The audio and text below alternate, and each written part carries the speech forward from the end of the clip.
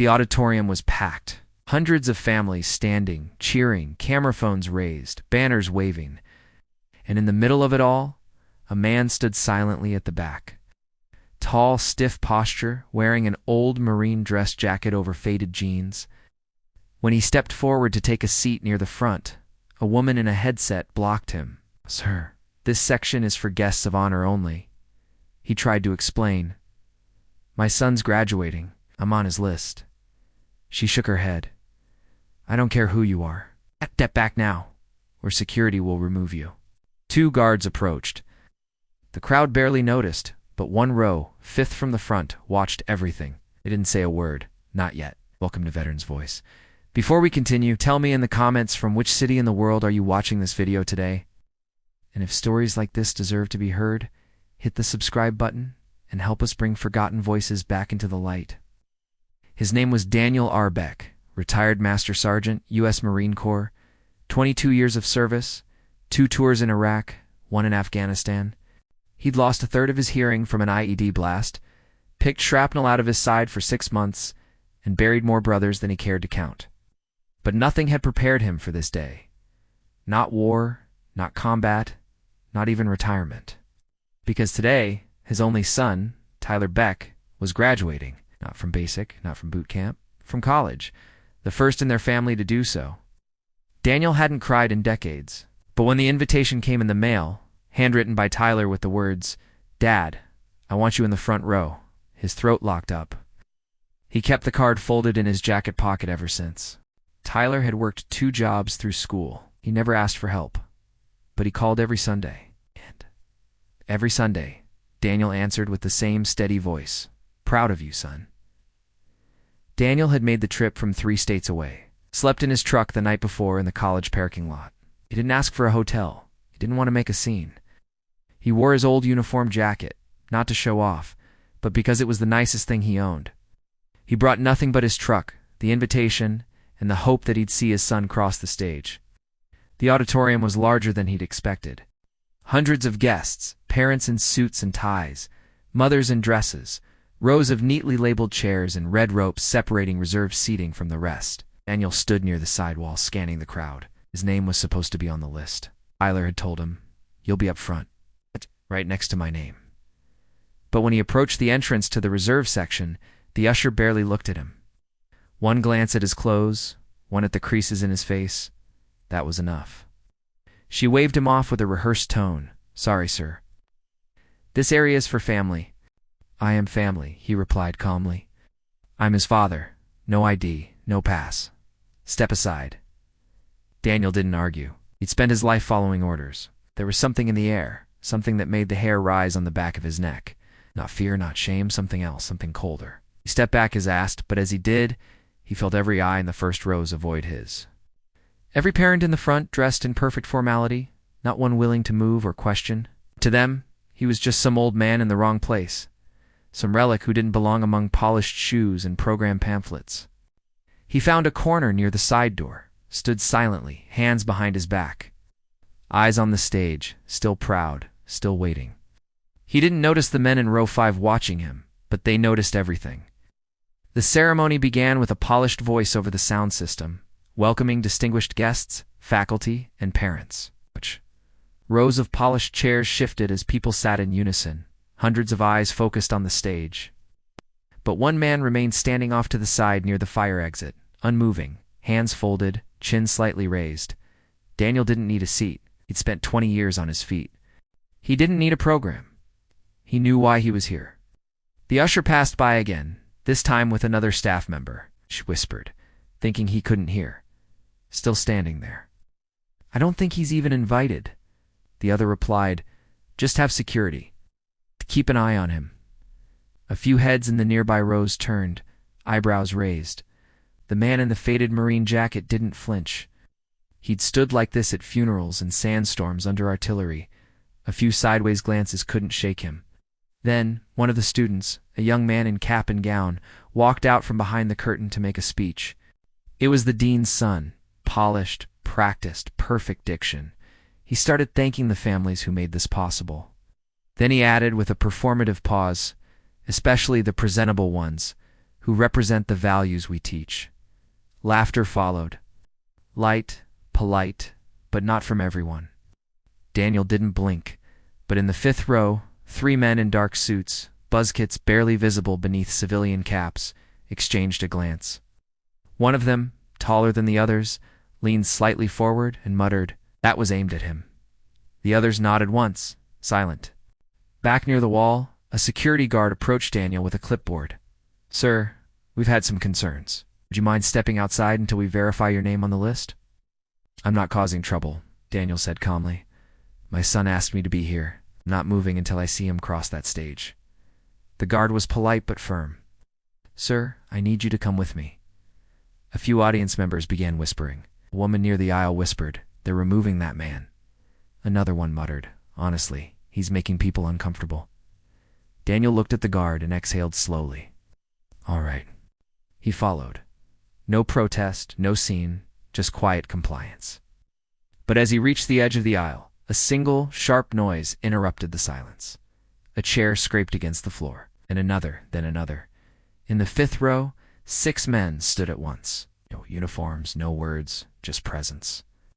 Chests broad, eyes fixed, arms at their sides. They didn't look angry. They looked deliberate. People turned, confused. Some murmured. The tallest one stepped into the aisle, walked toward the guard escorting Daniel, pulled something from his pocket, and held it up without speaking. A Navy SEAL Trident badge. Then another man stepped forward and did the same. 6 badges, 6 men. No one moved. Then the tallest looked at the crowd, gaze sweeping slowly from face to face, and finally said, with the calm authority of someone who'd once cleared combat zones, "That man doesn't leave the room. He led us through hell. He's staying right here." The air changed, not suddenly, but completely, as if everyone in the room simultaneously realized they'd missed something important. The 6 men who had stood in unison remained perfectly still. Their posture wasn't aggressive. It was protective, reverent, the way brothers stand beside their own when the world forgets who they are.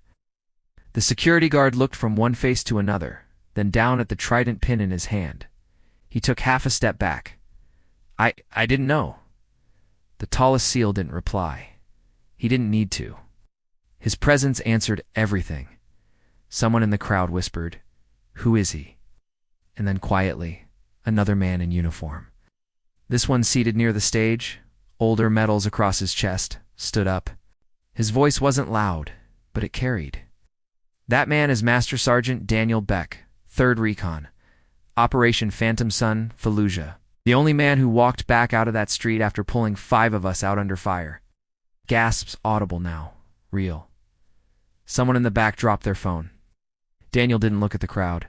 He hadn't moved since the 6 men stood, just lowered his head slightly, jaw tight. He wasn't angry, he was just tired of having to prove who he was. Then another voice echoed through the speakers. This time it wasn't planned. It was Tyler, his son, on stage now, stepping out of line from the graduates. Microphone in hand, cap slightly tilted. His voice cracked, but he didn't hesitate. "That's my dad." Silence. Tyler stepped to the edge of the stage. He never asked for recognition. He never bragged. But every morning for 4 years, he told me to stand tall, keep going, and be someone I'd be proud to look in the eye. Today is supposed to be my graduation, but I'm proud because of him. And if he's not welcome here, then neither am I. He removed his cap, stepped off stage, and walked down the stairs, straight toward his father. The crowd parted. As he reached Daniel, Tyler stood tall, chest out, and saluted him. The 6 SEALs did the same, one by one. Daniel didn't salute back, stepped forward, hugged his son, and said quietly, "You didn't need to do that," Tyler replied. "No, Dad, they needed to see it." The auditorium stood still, suspended in something deeper than shock. The woman who had turned Daniel away stared down at her clipboard, suddenly very small. Parents, who had looked past him, shifted in their seats. Some lowered their eyes, others looked up at him with something closer to reverence. A man they had dismissed as not belonging now stood as the one figure no one dared speak over. Tyler led his father slowly back toward the front rows. This time, no one blocked their path. The same usher who had waved him off now stepped aside without a word. Daniel passed her calmly, never breaking his pace. He didn't need an apology. His presence had already demanded one, and gotten it in silence. The 6 seals followed. They didn't sit. They stood just behind the front row, arms crossed as if guarding the moment. One of them turned to the crowd and said, almost to himself, "About time." The dean stepped up to the podium, pale, clutching his speech. He glanced toward the group, then back to the mic. He tried to recover, but his voice betrayed him. We are honored today to have many distinguished guests, including some we should have recognized sooner. A few claps followed, uncertain, then more. Then the room shifted. The applause grew, not just polite anymore. It built row after row until the room echoed, not with speeches, but with recognition. But Daniel didn't bask in it. He just sat quietly next to his son. He opened the invitation Tyler had written and read it one more time, then folded it back into his pocket. That's what he'd come for. Not applause, just that seat, just that moment.